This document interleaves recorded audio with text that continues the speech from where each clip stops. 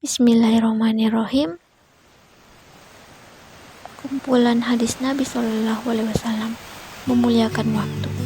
Ambillah 5 perkara sebelum 5 perkara. Waktu mudamu sebelum waktu tuamu, waktu sehatmu sebelum datang waktu sakitmu, masa kayamu sebelum datang masa kefakiranmu, masa luangmu sebelum masa sibukmu, hidupmu belum datang kematianmu.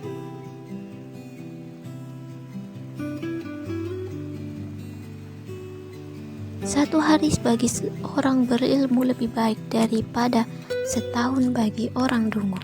Hai anak Adam, luangkanlah waktu untuk beribadah kepadaku. Niscaya aku penuhi dadamu dengan kekayaan. Hadis tentang ilmu. Rasulullah SAW bersabda, barang siapa merintis jalan mencari ilmu, maka Allah akan memudahkan baginya jalan ke surga. Rasulullah SAW bersabda, siapa yang keluar untuk menuntut ilmu, maka dia berada di jalan Allah sampai dia kembali. Rasulullah SAW bersabda, tuntutlah ilmu dan belajarlah untuk ilmu, ketenangan dan kehormatan diri, dan bersikaplah rendah hati kepada orang yang mengajar kamu. Rasulullah SAW bersabda, niscaya Allah akan meninggikan beberapa derajat orang-orang yang beriman di antaramu dan orang-orang yang diberi ilmu pengetahuan beberapa derajat. Rasulullah SAW bersabda, tuntutlah ilmu, sesungguhnya menuntut ilmu adalah pendekatan diri kepada Allah Azza wa Jalla, dan mengerjakannya kepada orang yang tidak mengetahuinya adalah sedekah. Sesungguhnya ilmu pengetahuan menempatkan orangnya dalam kedudukan terhormat dan mulia. Ilmu pengetahuan adalah keindahan bagi ahlinya di dunia dan di akhirat. Rasulullah SAW bersabda, sesungguhnya Allah, para malaikatnya, serta penghuni langit dan bumi, hingga semut yang berada di dalam lubangnya, dan ikan pun benar-benar bersolawat untuk mereka yang mengajarkan kebaikan kepada orang-orang. Rasulullah SAW bersabda, apabila anak Adam meninggal dunia, terputuslah ilmunya kecuali 3 perkara, yaitu sedekah jariah, ilmu yang bermanfaat, dan anak soleh yang mendoakannya.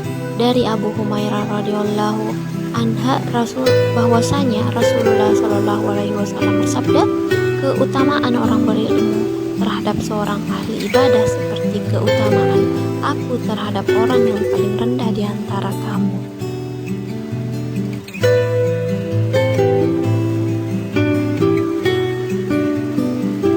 Rasulullah SAW bersabda, menuntut ilmu wajib atas setiap muslim, baik muslimin maupun muslimah.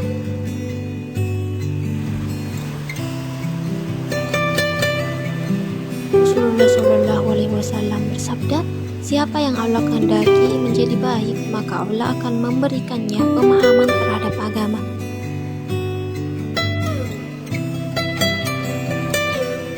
Hadis riwayat Abu Musa radhiyallahu anhu dari Rasulullah SAW bahwa beliau bersabda, perumpamaan Allah yang maha mulia lagi maha agung adalah mengutusku untuk menyampaikan petunjuk dan ilmu adalah seperti hujan yang membasahi bumi.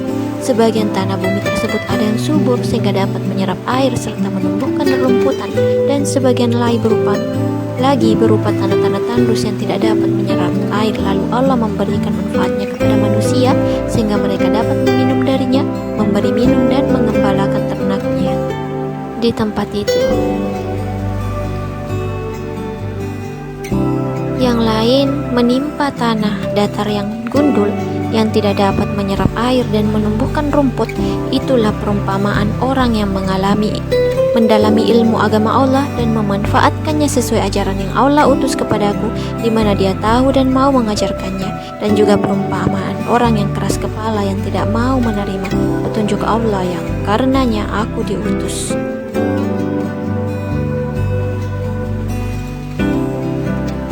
Rasulullah SAW bersabda, sebaik-baik kalian adalah orang yang belajar Al-Quran dan yang mengajarkannya. Rasulullah Shallallahu Alaihi Wasallam bersabda, siapa yang membaca satu huruf dari kitabullah, maka baginya satu kebaikan, dan setiap kebaikan akan dilipat gandakan 10. Saya tidak mengatakan alif lam mim satu huruf, tetapi alif satu huruf, lam satu huruf, dan mim satu huruf. Rasulullah Shallallahu Alaihi Wasallam bersabda, termasuk mengagungkan Allah ialah menghormati, memuliakan ilmu, para ulama, orang tua yang muslim dan para pengemban Al-Quran dan ahlinya, serta penguasa yang adil. Rasulullah Shallallahu Alaihi Wasallam bersabda, duduk bersama para ulama adalah ibadah.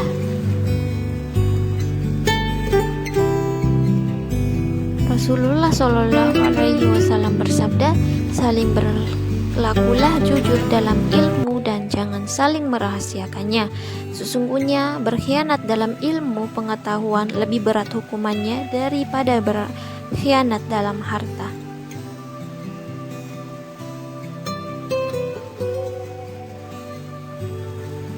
Rasulullah Shallallahu Alaihi Wasallam bersabda, barang siapa ditanya tentang suatu ilmu lalu dirahasiakannya, maka dia akan datang pada hari kiamat dengan kendali di mulutnya dari api neraka.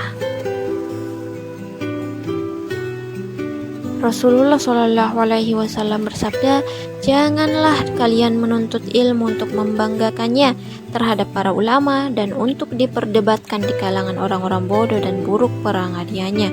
Jangan pula menuntut ilmu untuk penampilan dalam majelis pertemuan atau rapat dan untuk menarik perhatian orang-orang kepadamu. Barang siapa seperti itu, maka baginya neraka. Rasulullah Shallallahu Alaihi Wasallam bersabda, sedikit ilmu lebih baik dari banyak ilmu. Cukup bagi seorang pengetahuan fikihnya jika dia mampu beribadah kepada Allah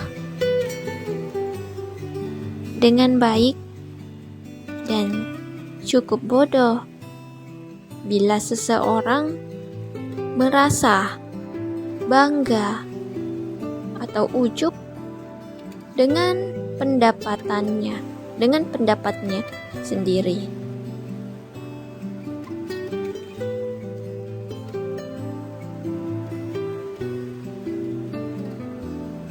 Hadis riwayat Aisyah radhiyallahu anha, ia berkata, Rasulullah Shallallahu Alaihi Wasallam membaca firman Allah yang berbunyi, dialah yang menurunkan Alkitab Al-Quran kepada kamu. Di antara isinya ada ayat-ayat yang muhkamat, itulah pokok-pokok isi Al-Quran, dan yang lain ayat-ayat mutasyabihat. Adapun orang-orang yang dalam hatinya condong kepada kesesatan, maka mereka mengikuti ayat-ayat yang mutasyabihat daripadanya untuk menimbulkan fitnah dan untuk mencari-cari takwilnya. Padahal tidak ada yang mengetahui takwilnya melainkan Allah. Dan orang-orang yang mendalam ilmunya berkata, kami beriman kepada ayat-ayat yang mutasyabihat. Sesungguhnya itu dari sisi Tuhan kami dan tidak dapat mengambil pelajaran daripadanya, melainkan orang-orang yang berakal. Setelah membaca firman tersebut, Rasulullah Shallallahu Alaihi Wasallam bersabda, apabila kamu melihat orang-orang yang mengikuti ayat-ayat yang mutasyabihat dari Al-Quran, maka mereka itulah orang-orang yang telah disebut oleh Allah, maka waspadalah terhadap mereka.